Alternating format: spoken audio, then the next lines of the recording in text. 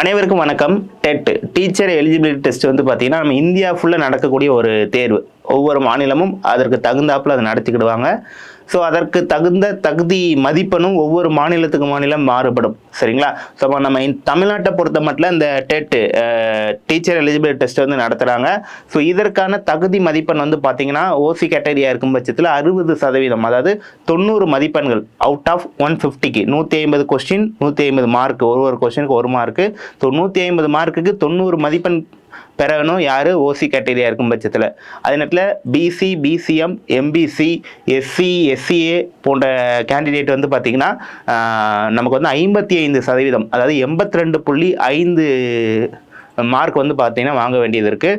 ST கேண்டிடேட்டாக இருக்கும் பட்சத்தில் நமக்கு வந்து பார்த்தீங்கன்னா நமக்கு 40%, அதாவது 60 மதிப்பெண் வந்து வாங்குற மாதிரி இருக்குது. ஸோ இந்த எலிஜிபிள் மார்க் வந்து பார்த்தீங்கன்னா உங்களுக்கு லைஃப் டைமுக்கு வந்து வச்சுக்கலாம். ஒரு டைம் டெட் எலிஜிபிள் ஆனாலே போதும், அந்த ஒரு சர்டிஃபிகேட்டை வச்சு லைஃப் டைம் வந்து அவங்க டெட் எலிஜிபிள் ஆகிக்கலாம்.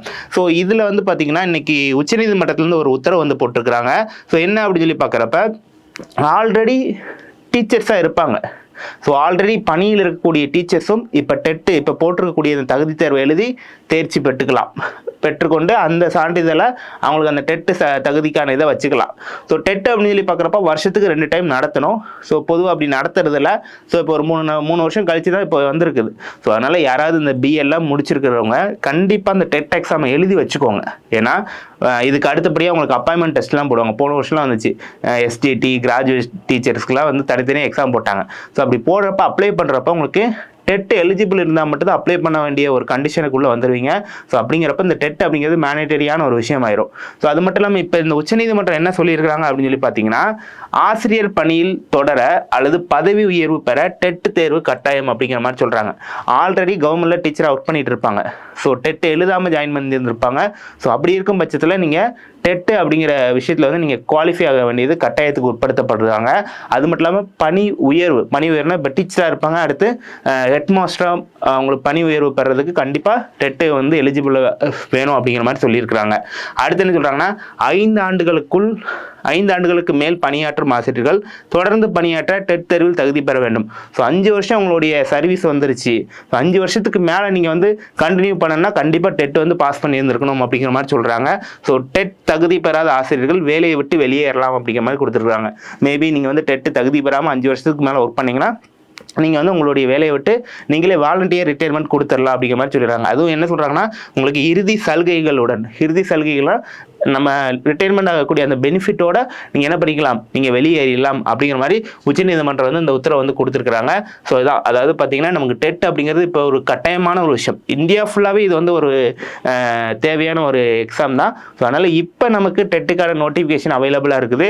ஸோ யாரெல்லாம் பிஎட் முடிச்சிருக்கீங்க, இதுக்கு தகுதி இருக்கீங்களோ கண்டிப்பாக இந்த டெட் எக்ஸாம் அப்ளை பண்ணி எழுதிருங்க. ஸோ இது ரொம்ப பெரிய தேர்வு அப்படிலாம் ரொம்ப எளிமையான ஒரு தேர்வு தான். 6லேருந்து 10 வரைக்கும் பேப்பர் 2க்கு படித்தா போதும், 3லேருந்து 8 வரைக்கும் பேப்பர் 1க்கு படித்தா போதும். ஸோ பேப்பர் 1 பேப்பர் 2 அப்படிங்கிற மாதிரி 2 விஷயம் இருக்குது. ஸோ இந்த எளிமையான தேர்வை நீங்கள் பாஸ் பண்ணிடலாம். 5 சப்ஜெக்ட்ஸாக இருக்குது. ஸோ அதனால் இந்த டெட் எக்ஸாம் யாரெல்லாம் இருக்கீங்களோ கண்டிப்பாக அப்ளை பண்ணுங்கள், கண்டிப்பாக எலிஜிபிள் ஆகி வச்சுக்கோங்க. ஏன்னா இதை தொடர்ந்து அடுத்து பணி நியமன தேர்வுகள்லாம் வரப்போகுது. அப்படிங்கிறப்ப இப்போ டெட் வந்து உங்களுக்கு கேட்பாங்க.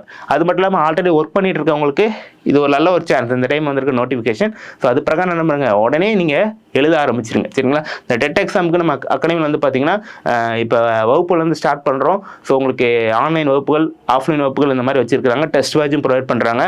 கம்ப்ளீட் மெட்டீரியல் கொடுக்க போகிறாங்க. ஸோ இப்படி நிறைய விஷயங்கள் பண்ண போகிறாங்க. ஸோ இதில் நீங்கள் ஜாயின் பண்ண விருப்பப்பட்டீங்கன்னா நம்ம கன்சர்ன் அகாடமியை வந்து கான்டாக்ட் பண்ணி நீங்கள் வந்து ஜாயின் பண்ணிக்கலாம். அப்படி இல்லை நீங்கள் ஆன்லைன்லேயும் சுரேஷ் பாடசாலை வழியாக சேர்ந்துக்கலாம். தேங்க்யூ. சுரேஷ் IAS அகாடமி, வெற்றியின் முகவரி.